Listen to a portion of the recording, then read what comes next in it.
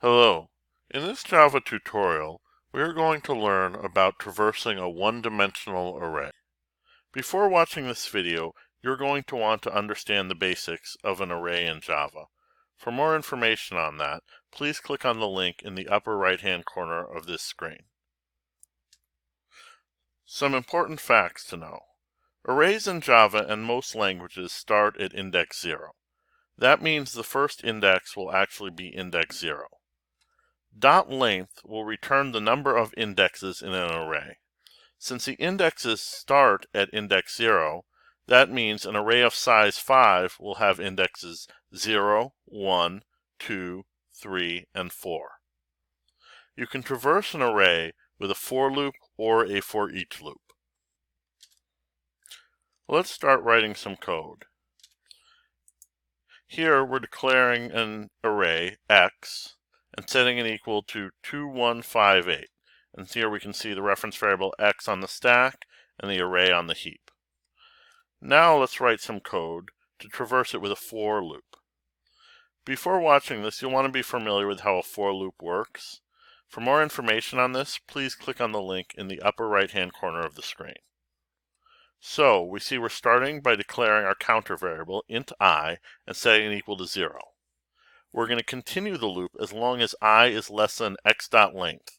So in this case, x.length is going to return 4 because this array has a size of 4. At the end of each loop, we're going to increment I by 1. I++ is short for I equals I plus 1. Inside the loop, we're going to print out x index I and then a space so all the numbers don't run together. So let's trace this out. We'll start by declaring I and setting it equal to 0, and that gets placed on the stack. Now we're going to check is I less than x.length.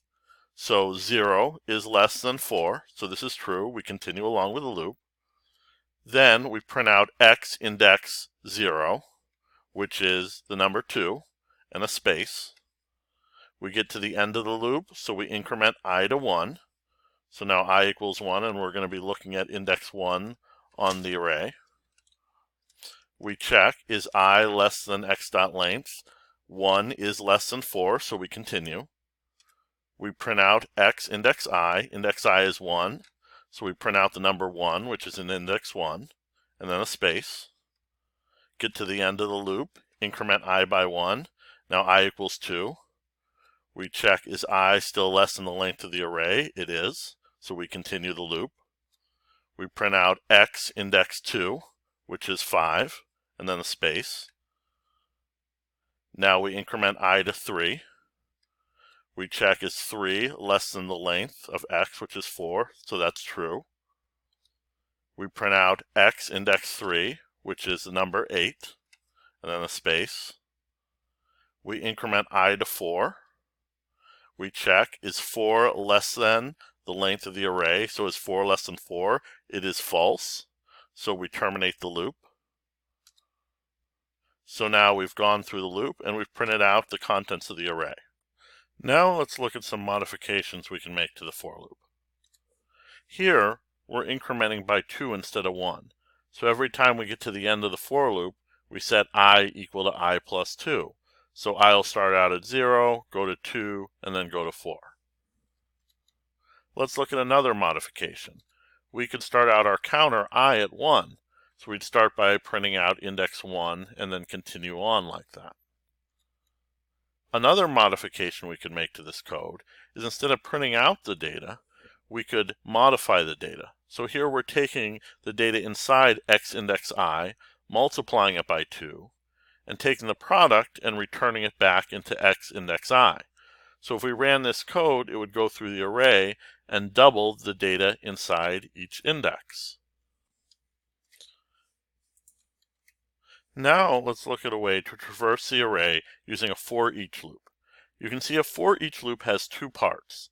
The first part is a temporary variable. I named mine t. The temporary variable has to be of the data type that's inside the array. So since this is an array of ints, I've made my temporary variable an int. Then we have a colon, and then we have the name of the array, in this case x. A for each loop will go through one time for each index in an array. Each time it goes through, the temporary variable will hold the value inside each of the indexes. So the first time through, t will hold 2, the second time through it'll hold 1, and so on. So let's trace this out. We start by declaring t and setting it equal to the value inside index 0, so t equals 2. Now we're going to print off t and a space.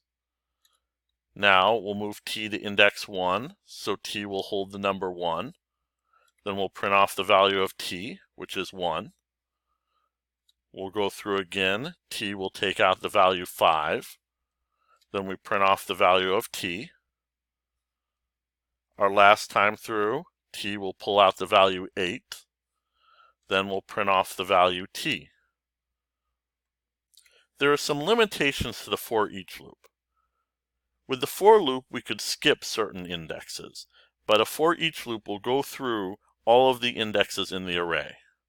Also, in a for each loop, we are able to modify the data inside the indexes, and we can't do that with a for each loop.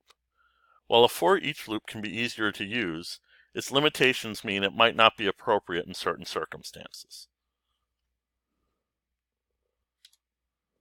For further reading, type Array Java Tutorial Oracle into the Google search engine and choose the first result. Otherwise, you can type this web address into your address bar. To see the next video in this sequence, please click on the link in the lower left-hand corner of the screen. To see the entire curriculum, please click on the link in the lower right-hand corner of the screen.